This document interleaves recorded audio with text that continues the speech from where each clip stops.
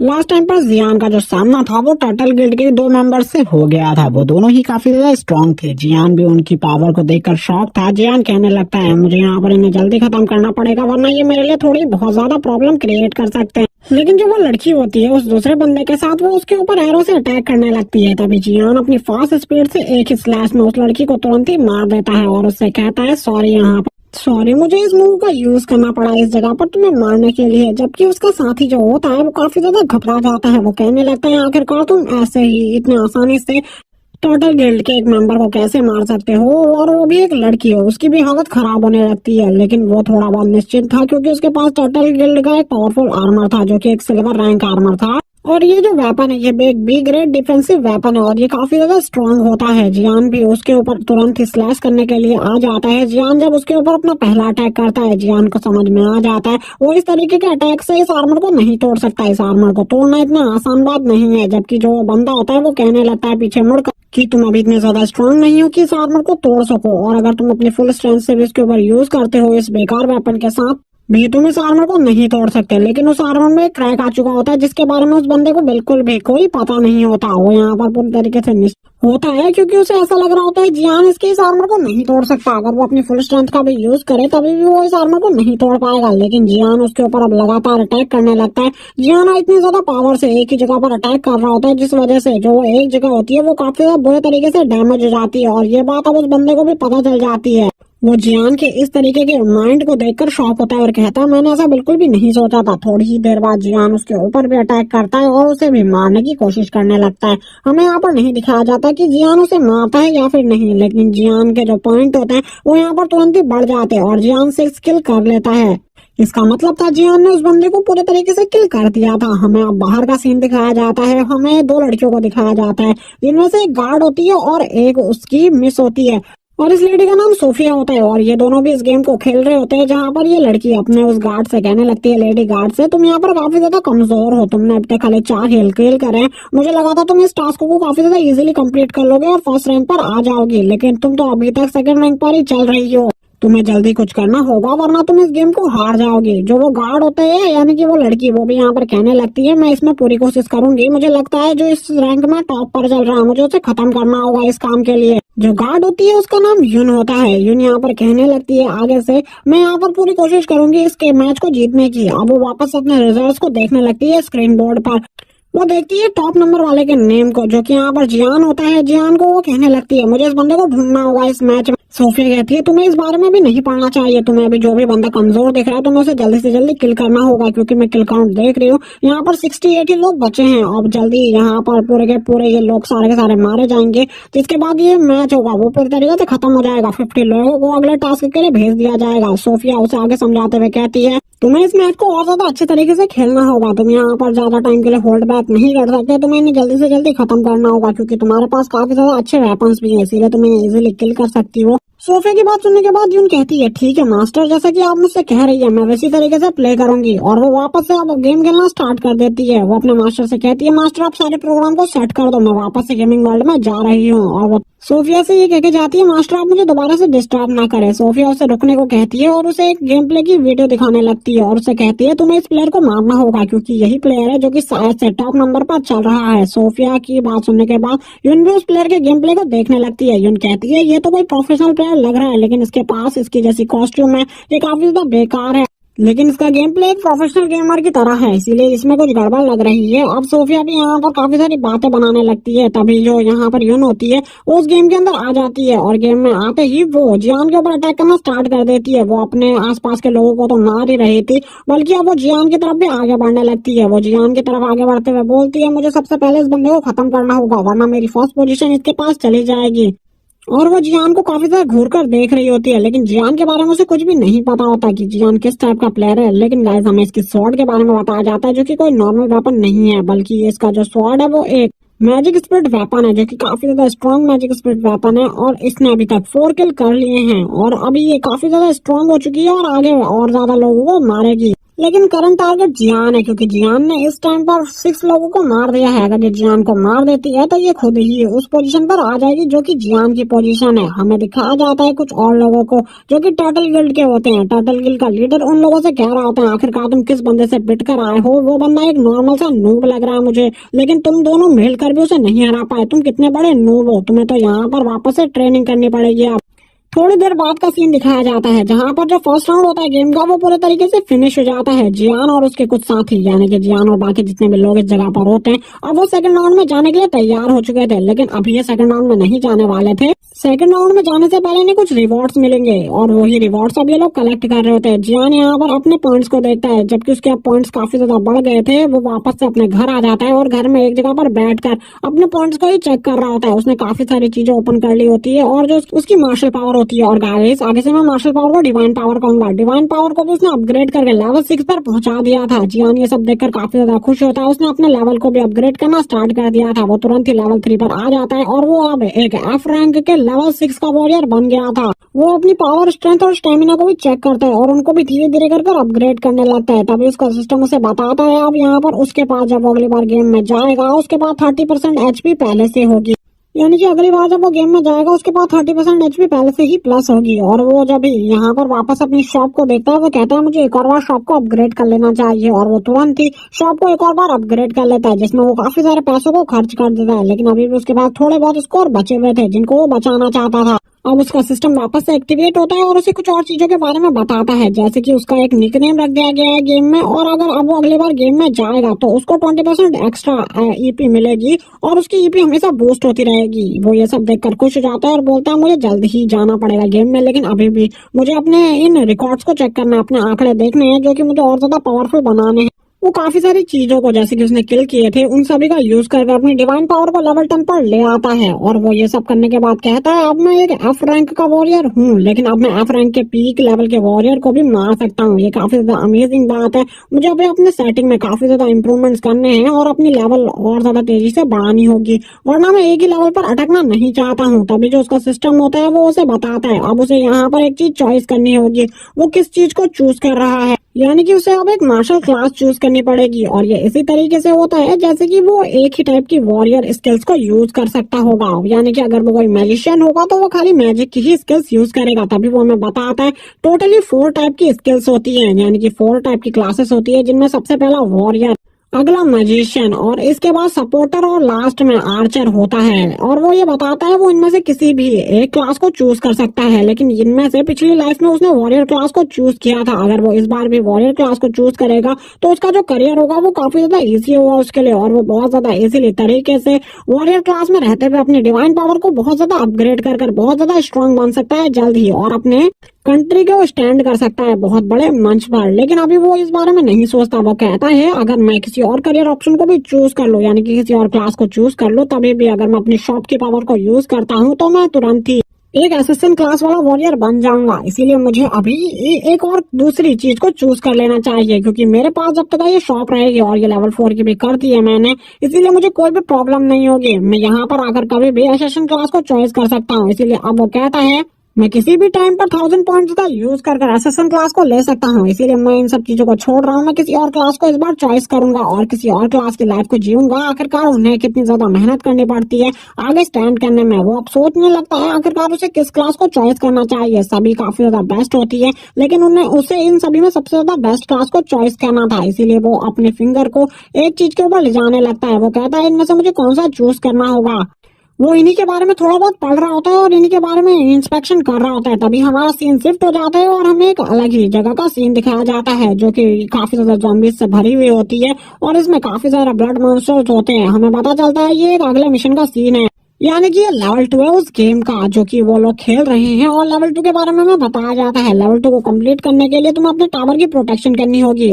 अगर ये ज़ॉम्बीज़ तुम्हारे टावर को डिस्ट्रॉय कर देते हैं तो तुम मारे जाओगे और तुम्हारे जीतने का भी कोई फायदा नहीं होगा। इन सभी टावर्स को काफी सारे लोग गार्ड करेंगे, जिसमें मैजिशियन, असिस्टेंट, सपोर्टर और आर्चर चारों लोग होंगे। इसीलिए सबसे पहले हमें इनमें असिस्टेंट क्लास वाले लोगों को दिखाया जाता है, जो कि अपने टावर के वहां पर खड़े हुए थे, जिनमें युन भी होती है। वो अपनी ड्रैगन ब्लेड के साथ इस जगह पर खड़ी थी।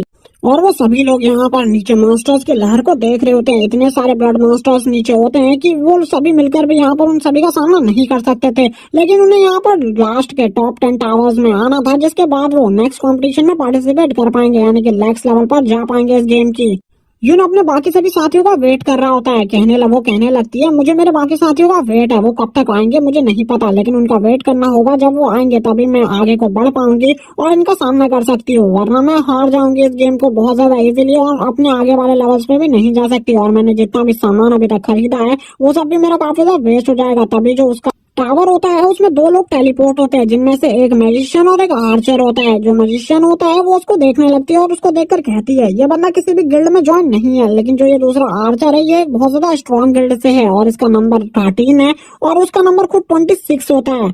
वो उस वॉरियर को देखकर काफी ज्यादा खुश था, क्योंकि वो एक बहुत ज्यादा स्ट्रॉन्ग गिल्ड से था, इसीलिए वो काफी ज्यादा अच्छा परफॉर्मेंस भी देगा इस गेम में आने के बाद। लेकिन वो जैसे ही उस मैजिशियन को देखता है वो कहता है, इसके पास काफी ज्यादा एक्सपेंसिव सामान है, लेकिन ये किसी भी गिल्ड में ज्वाइन नहीं है, मुझे इसके बारे में कुछ भी नहीं पता, आखिरकार ये किसी गिल्ड में ज्वाइन क्यों नहीं है।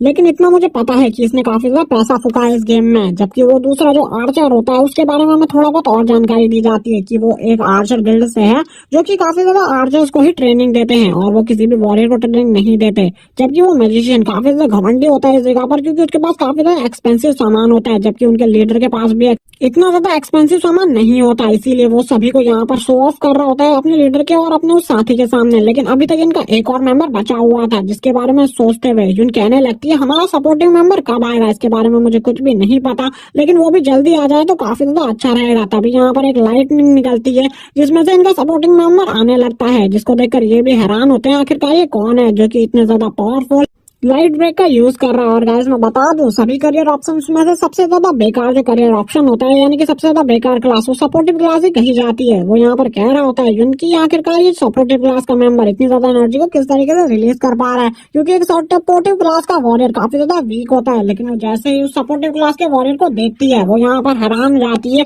क्योंकि ये सपोर्टिव क्लास का वॉरियर और कोई नहीं वही लड़का होता है जिसको उसने पिछले मैच में मारने की कोशिश करी थी, जो की और कोई नहीं जियान है। बस जियान ने इस बार इतना चेंज कर लिया था कि उसने इस बार कपड़े पहन लिए थे और उसने इस बार एक जैकेट भी पहनी हुई थी, जिसके बाद वो यहाँ पर आते हुए इन सभी से कहता है, ओ और साथियों मैं इस जगह पर आ चुका हूँ, क्या तुम लोगों को मेरी हेल्प की जरूरत है। लेकिन जैसे ही वो उसको देखती है वो कहती है, मैंने बिल्कुल भी नहीं सोचा था इस बंदा ने इतना बेकार करियर ऑप्शन चूज किया होगा। जबकि बाकी दोनों जो होते हैं वो उसको देखकर हैरान होते हैं, क्योंकि उसने अपने हाथ में एक रॉड रखी होती है, बल्कि एक सपोर्टिव क्लास के बंदे का काम ये नहीं होता। जियान अब हमें बताने लगता है उसने सपोर्टिव क्लास क्यों चॉइस किया, और इसी के बाद थोड़ी जो ये स्टोरी होती है ये पास्ट में जाती है, जब यहाँ पर जियान अपने उस सिस्टम पर इन्हीं सारी क्लासेस को चॉइस कर रहा था। जियान कहता है, उस टाइम पर मैंने काफी ज्यादा दिमाग लगाया और मैं काफी सारी चॉइसेस को चॉइस कर रहा था, लेकिन तभी मुझे मेरी सिस्टर की याद आई कि वो एक सपोर्टिव क्लास वॉरियर थी और वो कोरिया की सेकंड सबसे ज्यादा पावरफुल वॉरियर थी, लेकिन वो कुछ साल पहले मारी गई थी। लेकिन इसका किसी को भी रीजन नहीं पता चला कि वो आखिरकार क्यों मारी गई। मुझे भी इसके बारे में कोई पता नहीं है कि वो आखिरकार क्यों मारे गए, लेकिन मैं उसके केस को इस बार जरूर पता करूंगा आखिरकार वो क्यों मारी गई थी। लेकिन जैसे ही वो यहाँ पर सपोर्टिव क्लास को चॉइस करता है तो उसकी जो मार्शल पावर होती है और वो 10 पर पहुंच जाती है, और वैसे ही उसका जो डिवाइन पावर लेवल होता है वो 5 पर हो जाता है, और ये दोनों ही चीजें अब अलग अलग हो जाती है। यहाँ पर आने के बाद उसको कुछ न्यू चीजें भी मिली हुई थी जो कि एक सपोर्टिव क्लास वॉरियर के पास होनी चाहिए थी। इस बार वो खुद ही एक सपोर्टिव क्लास वॉरियर था। वो बताता है जो सपोर्टिव क्लास वॉरियर होते हैं उनका ये काम होता है कि वो वॉरियर्स को अच्छे तरीके से सपोर्ट करे, अगर उनको कोई भी इंजरी होती है तो वो उसको हील करने में उसकी मदद करे। और गाइस मैं बता दूं, जो रियो थी वो भी एक सपोर्टिव क्लास वॉरियर थी और वो वर्ल्ड में 3rd नंबर पर रैंक करती थी, और पूरे वर्ल्ड में 3rd नंबर पर रैंक करने का मतलब है वो टॉप 3 में आती थी। सपोर्टिव क्लास वॉरियर हमेशा उस वॉरियर की प्रशंसा करता है और उसको हिम्मत देता है कि वो फाइट कर सके। और अब मैं भी एक सपोर्टिव क्लास वॉरियर बन चुका हूँ। हमें उसका नंबर दिखाया जाता है जो कि 27 होता है।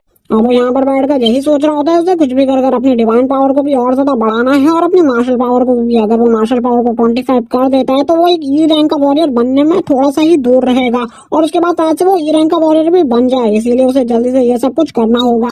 वो काफी ज्यादा स्ट्रांग हो चुका था पहले से, इसीलिए वो तैयार था इस बार फाइट करने के लिए। अब हमें वापस से प्रेजेंट का सीन दिखाया जाता है जहाँ पर वो उस जगह पर होता है जिस जगह पर उसे फाइट करनी थी। उसके हाथ में एक रॉड होती है जो कि और किसी की नहीं, उसकी सिस्टर की होती है, और ये एक बी रैंक का वेपन होता है। लेकिन पहले ये एक एसएस रैंक का वेपन था, लेकिन अब ये खाली बी रैंक का ही रह गया है क्योंकि ये काफी ज्यादा बुरे तरीके से डैमेज हो गया था, जिस वजह से ये सारी चीजें हो गई। जैसे ही यून यहाँ पर जियान को देखती है वो कहने लगती है आखिरकार ये बंदा इस जगह पर क्या कर रहा है, मैंने बिल्कुल भी नहीं सोचा था ये एक सपोर्टिव क्लास को चॉइस करेगा और ये हमारी टीम में आएगा।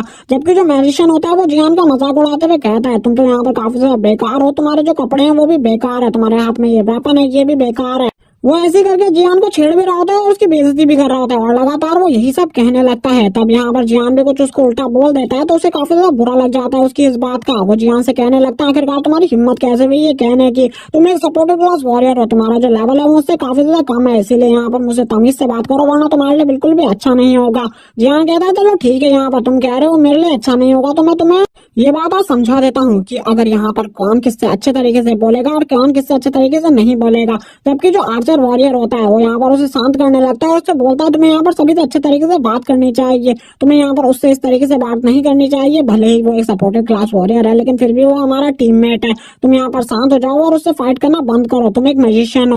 लेकिन वो एक आर्चर वॉरियर था, लेकिन मैजिशियन वॉरियर सेकंड नंबर पर रैंक करता था, इसीलिए वो उसे भी डांट कर पीछे हटा देता है। जबकि यून जो होता है वो इन सारी चीजों को देख रही होती है। वो कहने लगती है जो भी चीजें इन लोगों को करनी है वो मैं करने दे रही हूँ। जैसे ही ये जो एग्जाम है ये ट्रायल है ये स्टार्ट हो जाएगा, उसके बाद मुझे यहाँ पर अपना फुल पोटेंशियल यूज करना होगा, ये सब चीजें करने में मुझे इन सभी के साथ टाइम को बिल्कुल भी बर्बाद नहीं करना क्योंकि ये लोग आपस में ही लड़ने वाले हैं।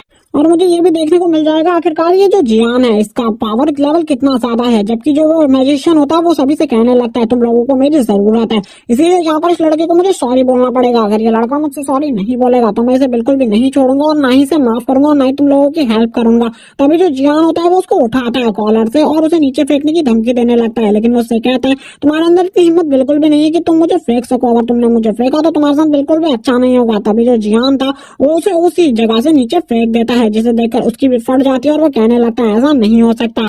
हमें थोड़ी देर बाद का सीन दिखाया जाता है, वो वापस से रेनकार्नेट होकर पुल पर आ जाता है, लेकिन वो वापस से यहाँ पर अपनी वैसी ही हरकत को जारी रखता है और हरकत को जारी रखने की वजह से जो जियान होता है वो वापस से उसकी तरफ भगा हुआ चला जाता है और भागते हुए उसको पकड़ता है और वापस से उसी जगह से नीचे फेंक देता है। यानी कि वो उसे 2 बार मार चुका था और जैसे ही वो उसे नीचे मारकर फेंकता है वैसे जितने भी मॉन्स्टर्स नीचे होते हैं वो उसे तुरंत ही मार डालते हैं। जियान ने अपने ही टीम के एक वॉरियर को 2 बार मार दिया था, इसीलिए उसको कोई पॉइंट तो नहीं मिलते यहाँ पर किल का। लेकिन फिर भी जियान कहने लगता है तुमने अगर दोबारा से हरकत करने की कोशिश करी मैं तुम्हें बिल्कुल भी नहीं छोड़ूंगा। यून भी यहाँ पर ये सब कुछ देख रही होती है। यून कहने लगती है मैं इनको कुछ भी नहीं कह सकती। जो आर्चर वॉरियर होता है वो भी यहाँ पर अब कुछ नहीं कह पाता।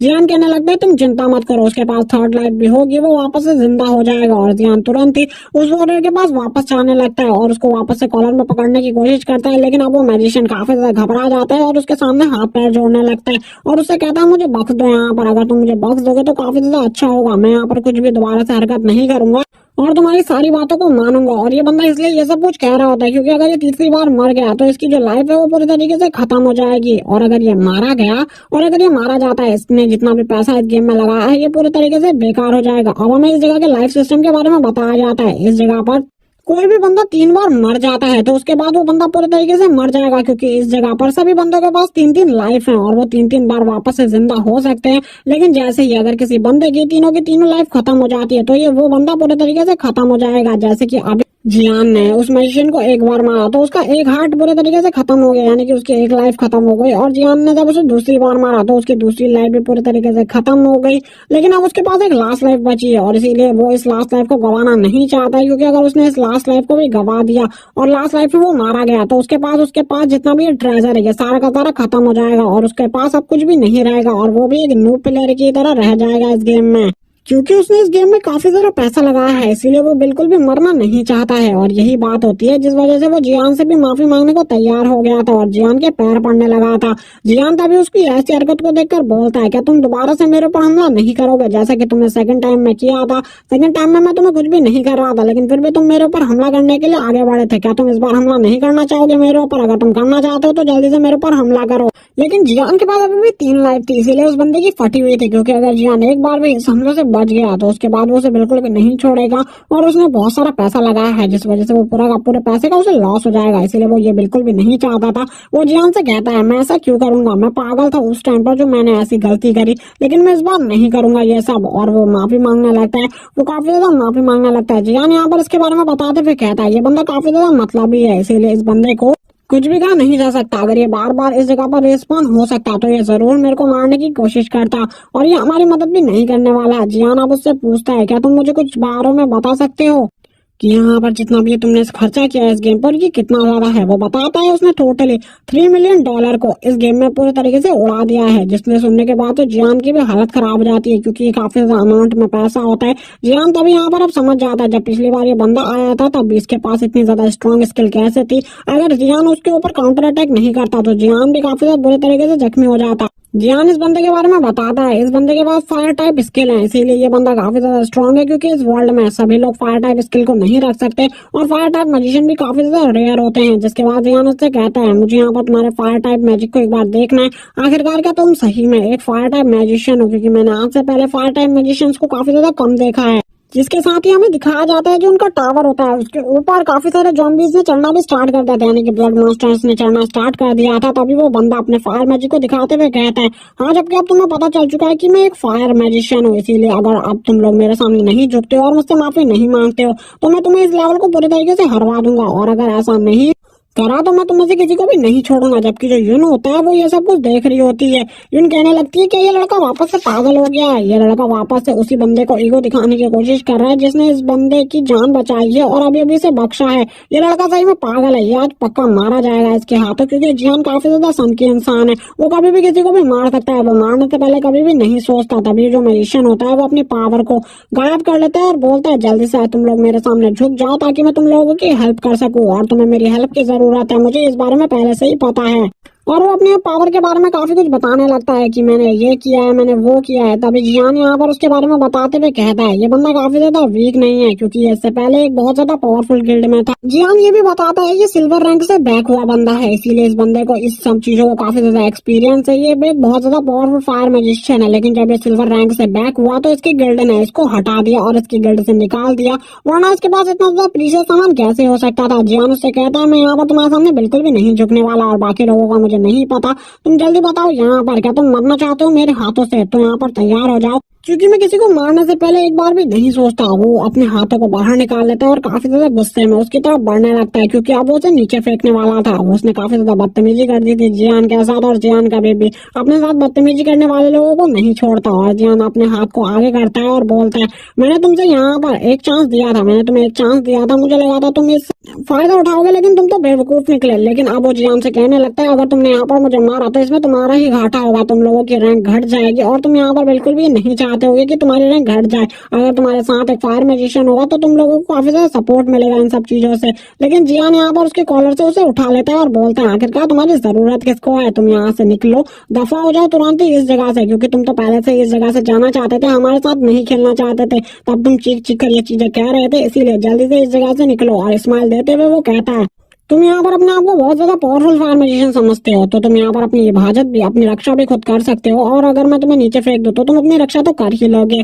जियान इसी के साथ ही उसे टावर से तीसरी बार नीचे फेंक देता है। जैसे ही तीसरी बार जियान उसे टावर से नीचे फेंक देता है तभी यहाँ पर जो उन सभी का सिस्टम होता है यहाँ पर उन सभी को पता चलता है जो उनका एक वॉरियर है यानी कि मजिशियन अब वो मारा जा चुका है, अब उसे वापस से रिवाइव नहीं किया जा सकता और ना ही वो रिवाइव होगा।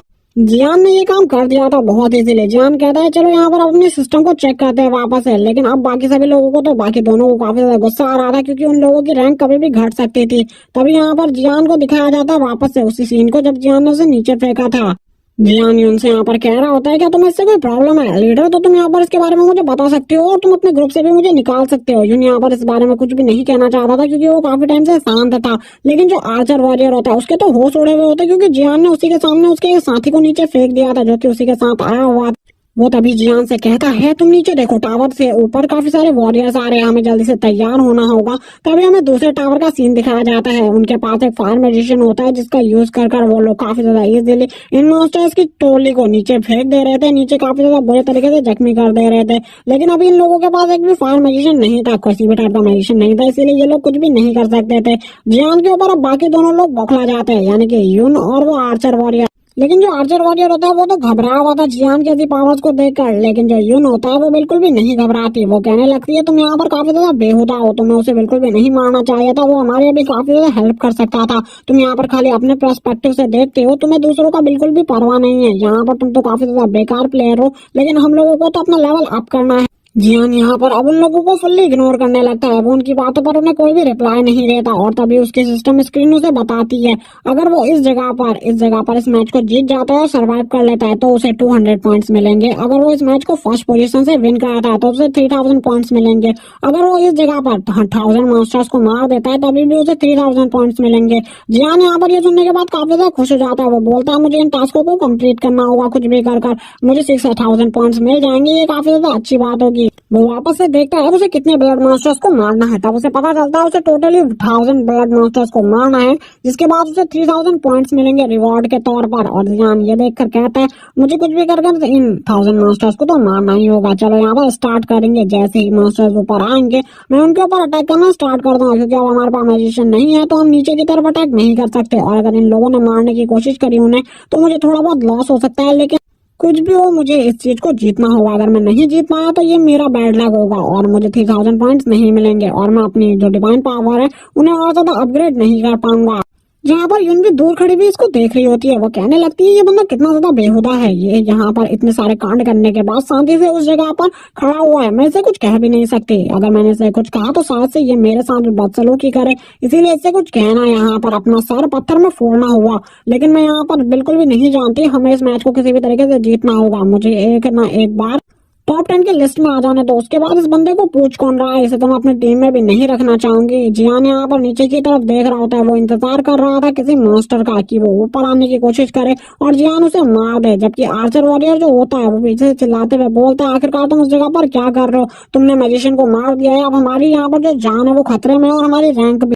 अब हमें यहाँ पर शायद से दूसरे टावर वालों से हेल्प लेनी पड़ेगी, लेकिन वो हमारी हेल्प क्यों करेंगे। जियान उससे कहता है तुम चिंता मत करो, यहाँ पर तुम्हें बस इस मैच को जीतना है, मैं यहाँ पर इस मैच को जीतने में तुम्हारी हेल्प करूंगा। जियान भी उन लोगों के गुस्से को समझ पा रहा होता है, क्योंकि उसे भी पता था अगर ये मैच हम हार गए तो इन सभी के पास तो अच्छे इंस्टीट्यूट भी हैं, तो इनको इंस्टीट्यूट से भी साल से निकाला जा सकता है। इसीलिए जियान उनसे कहता है मैं वापस ऐसी गलती नहीं करूंगा, मैंने जो भी किया है मैं उसके लिए माफी मांगता हूँ, लेकिन मैं तुम्हें इस मैच को जितवाने का दावा भी करता हूँ। मैं अपनी पूरी कोशिश करूंगा इस मैच को जीतने के लिए। लेकिन जो यहाँ पर अब वो होती है यानी कि यून होती है, उनसे कहती है तुम अब मेरे पीछे रहो, तुम लोगों ने जितनी गड़बड़ करनी थी कर दी, अब यहाँ पर मेरी फॉर्मेशन के टाइप से यहाँ पर चलेंगे हम लोग, सबसे आगे मैं रहूंगा और उसके बाद आर्चर वॉरियर आगे तुम रहोगे लड़के, और अब आर्चर वॉरियर को हमें प्रोटेक्ट करना है और तुम्हें जल्दी जल्दी उन मॉन्स्टर्स को मारना है। जियान यहाँ पर कह रहा होता है ठीक है यहाँ पर, लेकिन मैं तुम्हारी बात को क्यों मानूं, मैं अपने रूल्स को खुद सेटअप करता हूँ और मैं यहाँ पर तुम्हारे किसी भी रूल को नहीं मानने वाला, इसीलिए इस जगह से निकल जाओ। लेकिन जैसे ही वो यहाँ पर ये बात कहता है आर्चर वॉरियर पीछे से कह देता है अगर यहाँ पर तुम हमारे रूल्स को नहीं मानोगे और यहाँ पर लीडर की आज्ञा को नहीं मानोगे तो हम लोग यहाँ पर तुम्हारा साथ बिल्कुल भी नहीं देंगे और तुम्हें फिर इन सभी मॉन्स्टर्स का सामना करना पड़ेगा। तभी एक मॉन्स्टर ऊपर आने की कोशिश करने लगता है जो कि एक रेड ब्लड मॉन्स्टर होता है। हमें बताया जाता है ये रेड ब्लड मॉन्स्टर में एक जाइंट मॉन्स्टर है जिसकी strength normal red blood monster से ज्यादा होती है, जिसको देखकर आर्चर वॉरियर की तो फट जाती है। लेकिन यहाँ पर अब जो यून होती है वो आगे खड़ी रहती है, जबकि जो दूसरी ही तरफ हमारा मेन कैरेक्टर यानी कि जियान होता है वो उस जगह से हट जाता है और वो जो ब्लड मॉन्स्टर होता है वो अब उनके ऊपर अटैक करने के लिए आगे बढ़ता है। इसी के बाद ये वाला पार्ट यहीं पर एंड हो जाता है। वीडियो अच्छी लगी हो तो चैनल को सब्सक्राइब कर देना और अगर आपको इसके नेक्स्ट पार्ट देखने हैं तो प्लीज से कमेंट में नेक्स्ट पार्ट लिख देना। Okay bye guys.